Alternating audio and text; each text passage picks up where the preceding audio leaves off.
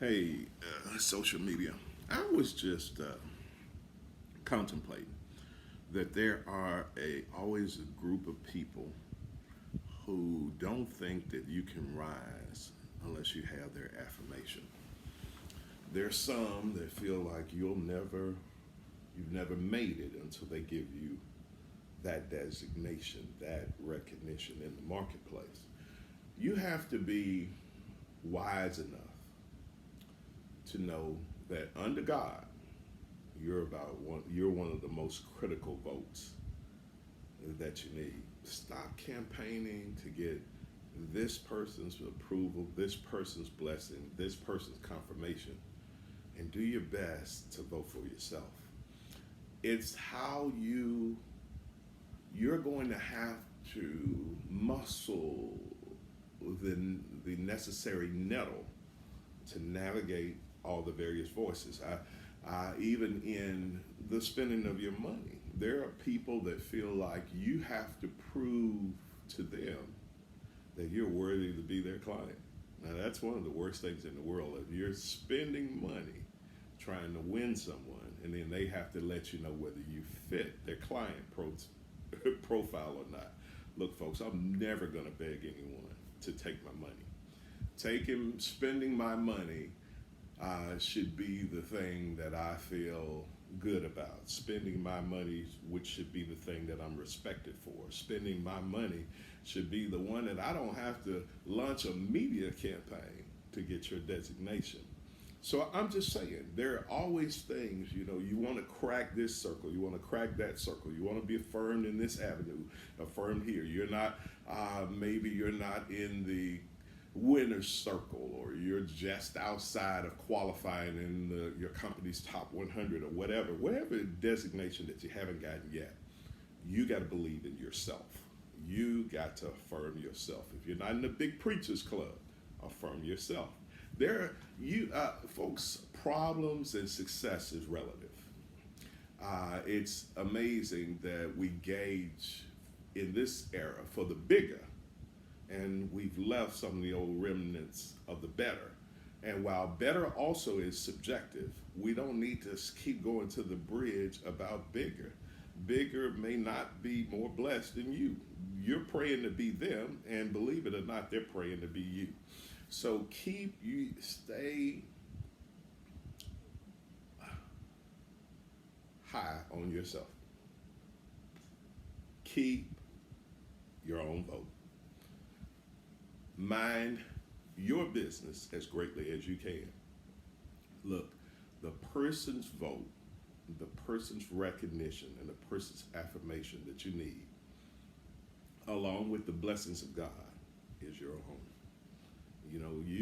It's amazing sometimes that people see things within you that you don't see within yourself.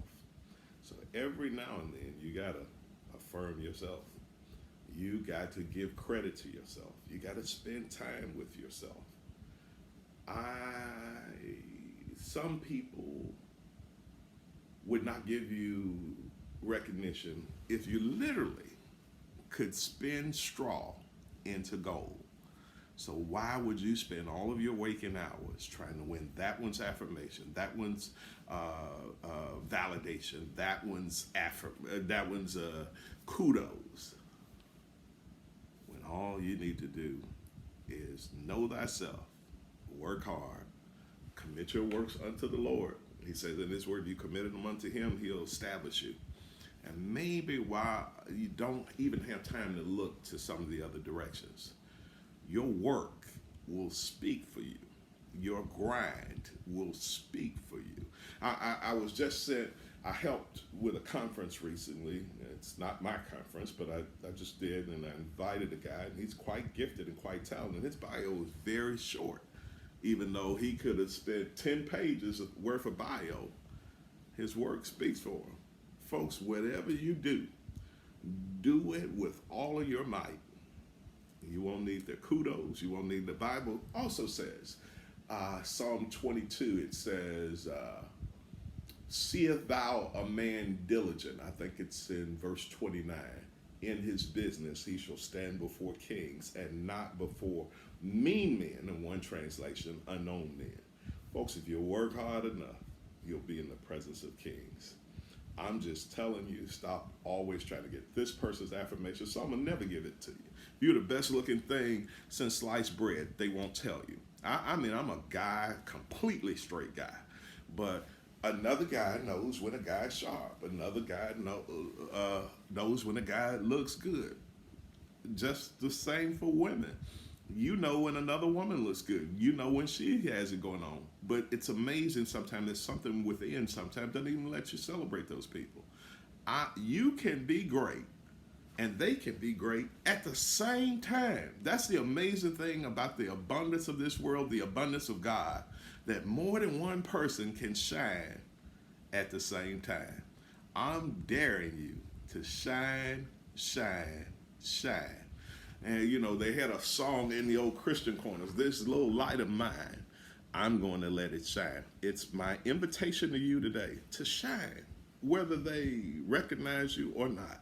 If you keep shining, you keep grinding, and you keep using that little bitty light, one day you're going to look up, and that little light is going to be seen from many corners.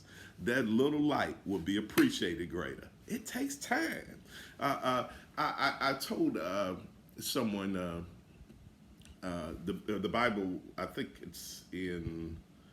Oh gosh, why is that? The early part of Genesis in the actual scripture come to me.